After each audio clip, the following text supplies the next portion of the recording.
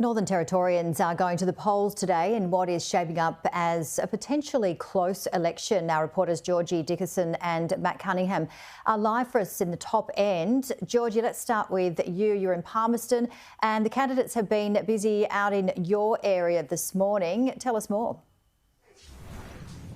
Good afternoon, Janie. They certainly have been. There's been a steady stream of people coming through here through the doors in Palmerston to cast their votes for this Territory election. The Chief Minister and the opposition leader are still here handing out how to vote cards, trying to gain every single vote they can before polls close here at 6 o'clock tonight. We have been speaking to some people, though, as they make their way in about what are some of the key issues affecting them and how that will affect how they vote. The arrogance of the government is just beyond belief. So, yeah, time for a change. Oh, I think crime, definitely. So, yeah, we'll see what party can do what with it. It's based on policy and good economics for the country and stuff like that. So mainly crime. If they don't do something now, it's just going to get worse. I think it's based on history, really. Yeah. And what does that say? Well, it's time for a change, I reckon. Now, where I am located today is in the middle of two electorates. To the left of us, we've got the electorate of Blaine. To the right, we've got the electorate of Drysdale, which is the Chief Minister's seat. She held on to this seat by a margin of 5.4% last election, so she's hoping to retain that this time round. We did manage to get her for a bit of a chat earlier. She was busy on the barbecue, cooking up some sausos for everyone to come and eat, but here's a bit of what she had to say.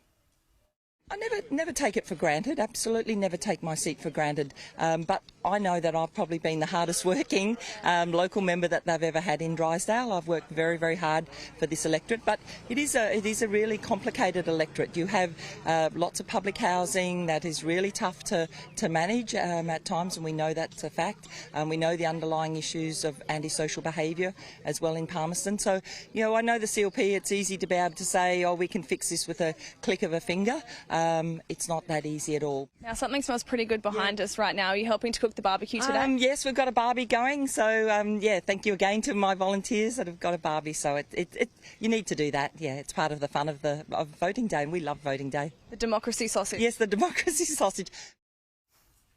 So the Chief has had a very busy morning cooking up all of those food for volunteers and for all those people coming in to vote. Now, in her electorate, two people are trying to take that off the Chief Minister. We've got Clinton Howe for the CLP, as well as Cindy Roberts, who is an independent. We spoke to both of those candidates a bit earlier on about what are the key issues affecting their constituents as they head to the polls. I'm a big believer that government needs to protect the community and we need to look after the community. I'm a massive advocate for getting especially young people's lives back on track. First and foremost is home, and that's what we need to be focusing on, and then we can reach out and we can help wherever we need to, but we need to be cleaning up and working on our community first, because we've got a lot of issues here and they need to be rectified. Now, the person vying for that top spot is Leah Finocchiaro for the CLP. She was out with Clinton Howe as he casted his vote this morning here in Palmerston. She had a final pitch to voters as everyone headed to the polls today. Labor have been in power for 19 of the last 23 years, and life isn't better. We know that Territorians can't afford another 4 years of Labor. So it's shaping up to be a tight race here in Palmerston. Voters have until 6 o'clock tonight to cast their votes here in the Northern Territory. All right, thank you so much, Georgie. Let's head to Matt Cunningham in Darwin's inner city. Matt, hello to you. So the Greens are hoping that they can make history there. What do you think their chances are? Well, probably better than they've ever been, but I don't know that necessarily means they're going to get over the line, Janie. They've been targeting this seat here of Fanny Bay. It's the seat that was held by the former Chief Minister, Michael Gunner. He resigned in 2022. Labor won it in a by-election in 2022, but only by a couple of hundred votes. So the Greens have been directing a lot of their energy on this seat of Fanny Bay, hoping that this is the one that they can pick up at this election. There's a couple of other inner-city seats, Nightcliff and Johnston, that they're also running strong candidates in, but Fanny Bay is probably their best chance. I caught up with their candidate, Suki Doris Walker, and with Labor's Brent Potter a little bit earlier today. People are really concerned about the lack of integrity in our parliament. They want to see integrity back in parliament, and they see the Greens as a party that can do that because we don't take corporate donations. People are also really concerned about community safety, and they want to see real long-term solutions to crime that's actually addressing the root causes.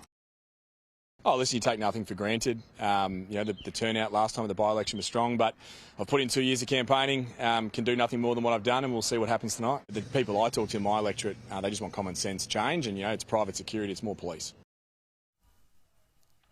Now, we did have the sausage sizzle going at the polling booth here at the Parat Primary School too, Janie. I didn't see any vegan sausages on that barbecue. They were all beef. That might not be a good sign for the Greens, but Dave, our cameraman, and I made the autocratic decision to go and get a Luxor instead at the Parat markets. It was pretty good. There's a lot of people out and about today.